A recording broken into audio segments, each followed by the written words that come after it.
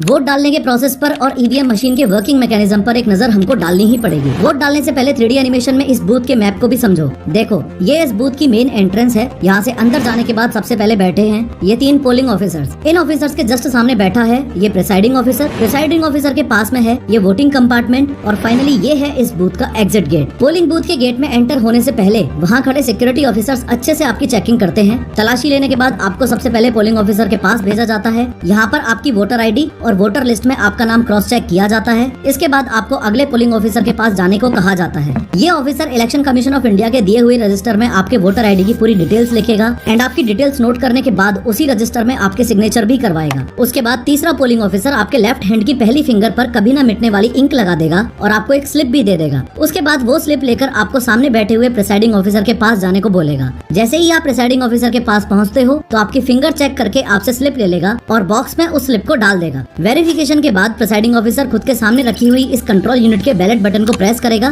जिससे इस control unit में मौजूद ये रेड लाइट ऑन हो जाएगी। इसी के साथ वोटिंग कंपार्टमेंट में रखी इस बैलेट मशीन की भी ग्रीन लाइट ऑन हो जाएगी। बैलेट मशीन की ग्रीन लाइट का मतलब ये है कि बैलेट मशीन वोटिंग के लिए रेडी है और कंट्रोल यूनिट की रेड लाइट ये इंडिकेट करती है कि अब आप बैलेट यूनिट से अपना वोट कास्ट कर सकते हो। खैर, प्रिसाइडिंग ऑफिसर से अपना ID कार्ड वापस लेने के बाद यानी कि वोट डालने के लिए इस वोटिंग कंपार्टमेंट की तरफ चले जाते हो। अब वोटिंग के मैकेनिज्म को ध्यान से समझने के लिए एक बार और इन 3 मशीन्स पर नजर मार लो। इस प्रिसाइडिंग ऑफिसर के पास ये जो रखी हुई है ये कंट्रोल यूनिट है और आगे जहाँ खड़े होकर आप वोट डालते ये वाली मशीन तो बैलेट यूनिट है और ये साइड में रखी हुई मशीन वीवीपैट है। इसका मतलब ये हुआ कि प्रिसाइडिंग ऑफिसर के पास में ये जो कंट्रोल यूनिट रखी हुई थी ये मास्टर है और ये बैलेट यूनिट और वीवीपैट ये दोनों ही स्लेव्स हैं। अब जैसे ही प्रिसाइडिंग ऑफिसर इस कंट्रोल यूनिट के बैलेट बटन को प्रेस करता है तो कंट्रोल यूनिट बैलेट यूनिट को ऑन होने का ऑर्डर देती है। अब जैसे ही आप बैलेट यूनिट में अपनी फेवरेट पार्टी को वोट देते हो तो पहले तो एक लॉन्ग बीप साउंड आता है। उसके बाद ये बैलेट यूनिट अपने मास्टर के पास यानी कि कंट्रोल यूनिट के पास सिग्नल भेजती है कि वोट रिसीव हो गया है, यानी कि कंट्रोल यूनिट वीवीपैट को एक फिजिकल पेपर स्लिप प्रिंट करने का ऑर्डर देता है।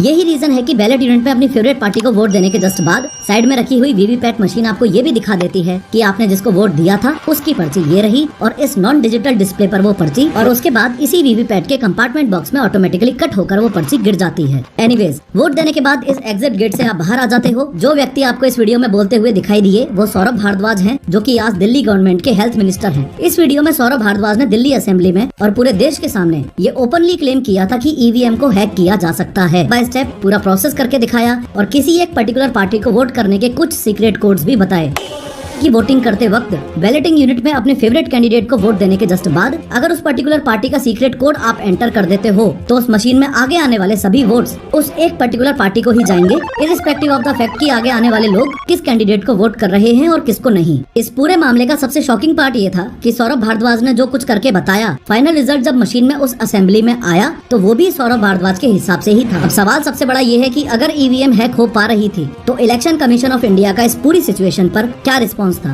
इलेक्शन कमीशन का रिस्पांस ये था कि उन्होंने सौरभ भारद्वाज के इस इल्जाम को पूरी तरह से फर्जी बता दिया। इलेक्शन कमीशन ऑफ इंडिया ने क्लियर शब्दों में ये बात बोल दी थी कि सौरभ भारद्वाज ने जो EVM मशीन यूज की है वो एक डमी मशीन है, किसी देसी तरीके से आम आदमी पार्टी ने बनवाई है। खैर, election commission of India EVM machine की इम्पॉसिबल हैकिंग का सॉलिड क्लेम इस बात पर भी करता है कि EVM एक स्टैंड अलोन मशीन है। इसका मीनिंग ये हुआ कि EVM में किसी भी तरह का एक्सटर्नल नेटवर्क कनेक्शन नहीं है, यानी कि ना कोई वाईफाई, ना ब्लूटूथ, ना ही इंटरनेट और ना ही कोई रेडियो फ्रिक्वेंसी। सोच के देखो, वो बचपन वाला वीडियो गेम जो सिर्फ बैटरी पर चलता था, क्या लगता है आपको कि उस गेम को हैक किया जा सकता है? सेम केस EVM के साथ भी है। लेकिन कई लोग ये भी आर्ग्यू करते हैं कि EVM मशीन्स का फिजिकल एक्सेस अगर किसी को मिल जाए तो वो बंदा उन मशीन्स को टेम्पर तो कर ही सकता है ना। यहाँ टेम्परिंग का मतलब है कि कोई क्रिमिनल कंट्रोल यूनिट को खोलकर उसकी चिप के साथ या तो छेड़छाड़ करे या उसको पूरी तरह से बदल ही दे। लेकिन 7 सितंबर 2023 को एक सुनवाई में इलेक्शन कमीशन ऑफ इंडिया ने सुप्रीम कोर्ट को ये अश्योर किया था कि EVM को सिर्फ हैक ही नहीं बल्कि टेम्पर भी नहीं किया जा सकता है।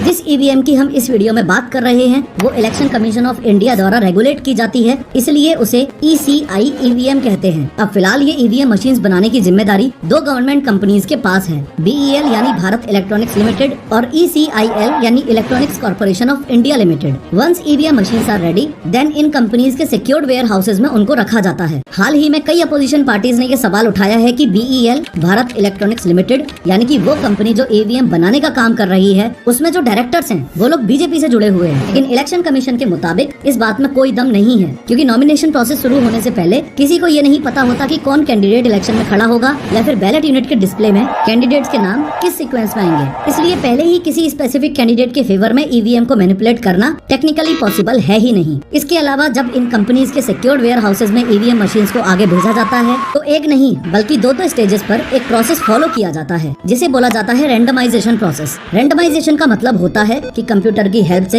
ये डिसाइड किया जाता है कि कौन सी मशीन कहाँ जाएगी। ये वैसा ही है जैसे एक लॉटरी सिस्टम, कंपनी वालों को पता भी नहीं होता और मैनुअली भी डिसाइड नहीं किया जाता है कि कौन सी मशीन किस कॉन्स्टिट्यूएंसी और किस पोलिंग स्टेशन पर जाएगी। इसके अलावा इन कंपनीज के सिक्योर्ड वेयर हाउसेज से ईवीएम मशीन्स को आगे भेजने से पहले ही फर्स्ट लेवल चेकिंग भी की जाती है। फर्स्ट लेवल चेकिंग का मतलब होता है कि अलग अलग पॉलिटिकल पार्टीज के रिप्रेजेंटेटिव्स के सामने election commission of India test votings करवाकर ये प्रूव करता है कि उस समय मशीन्स न्यूट्रल रिजल्ट्स ही प्रोड्यूस कर रही हैं। ईवीएम मशीन्स को स्ट्रॉन्ग रूम में रखा जाता है। इस स्ट्रॉन्ग रूम की सिक्योरिटी इतनी तगड़ी होती है कि बिना इजाजत के एक परिंदा भी पर नहीं मार सकता। ये सारी ईवीएम मशीन्स 24 घंटे और 7 दिन इस स्ट्रॉन्ग रूम में सीसीटीवी की निगरानी में ही रहती हैं। इलेक्शन कमीशन के ऑफिसर्स के द्वारा लगाई गई स्पेशल सील से ये स्ट्रॉन्ग रूम लॉक्ड रहता है और इस सील को हटाने की परमिशन सिर्फ इलेक्शन कमीशन के ऑफिसर्स के पास ही होती है। स्ट्रॉन्ग रूम के बाहर 24 घंटे पुलिस ऑफिसर्स तैनात रहते हैं। जब इस स्ट्रॉन्ग रूम को खोला जाता है तब पॉलिटिकल पार्टीज के रिप्रेजेंटेटिव्स पूरे प्रोसेस पर निगरानी रखते हैं और साथ में ये पूरा प्रोसेस वीडियो रिकॉर्ड भी किया जाता है। और स्ट्रॉन्ग रूम एंड ट्रैवलिंग की एक्सट्रीम सिक्योरिटीज की वजह से टेक्निकली देखा जाए तो इसको टेम्पर करना भी पॉसिबल नहीं है। साथ ही ये बात भी याद रखो कि एक ईवीएम मशीन का लाइफ स्पैन 15 साल का है। अब ईवीएम का पहला मॉडल साल 1990 में शुरू हुआ था, जो कि साल 2006 में बंद कर दिया गया था। इस इलेक्शन में यानी कि 2024 वाले चुनाव में ईवीएम का N3 मॉडल यूज किया जाएगा। इस N3 मॉडल में हैकिंग और टेम्परिंग को रोकने के लिए कई सारे नए फीचर्स ऐड किए जाएंगे। ईवीएम को हैकिंग और टेम्परिंग से बचाने के लिए इसमें एक खास सिस्टम लगाया गया है,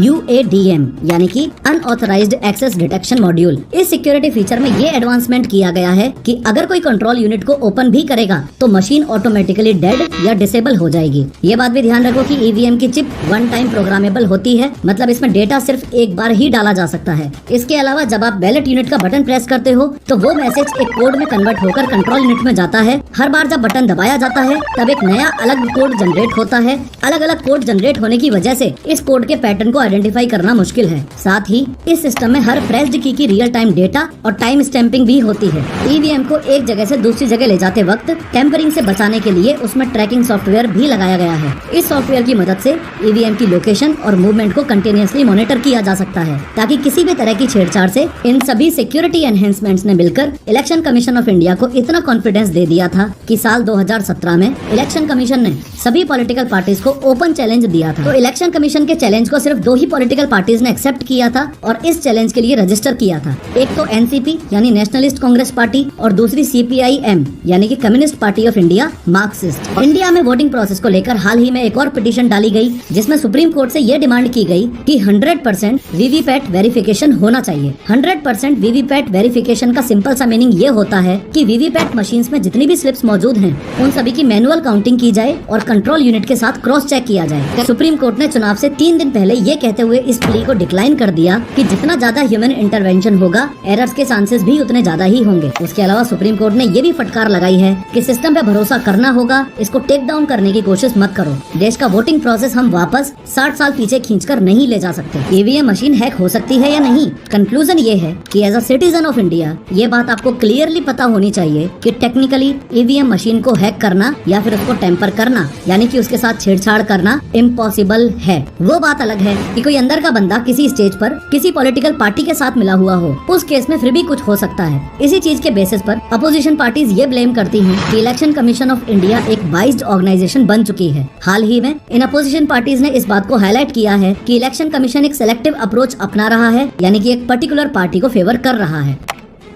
देखिए, चुनाव आयोग तो पार्शियल है, चुनाव आयोग तो इम्पार्शियल नहीं है, क्योंकि पहली बार ऐसे देखा गया इंडिपेंडेंस का बाद कि आइन करके आदरणीय प्रधानमंत्री जी उनका स्वराष्ट्र मंत्री को साथ में लेके चुनाव आयोग का जो मेंबर कौन होगा वो सिलेक्ट कर। कोई हमारी बात का उत्तर नहीं देते, मिलते नहीं है। ये मेरी शिकायत चुनाव आयोग से मैंने पार्लियामेंट में भी बात कही है, on the floor of the house, और बाहर भी मैंने कहा। और ये बात कभी मत भूलना कि पास्ट में राइट विंग हो या लेफ्ट विंग हो, दोनों ही तरफ की पार्टीज ने ईवीएम हैकिंग के ब्लेम्स अपनी हार को कवर करने के लिए लगाए।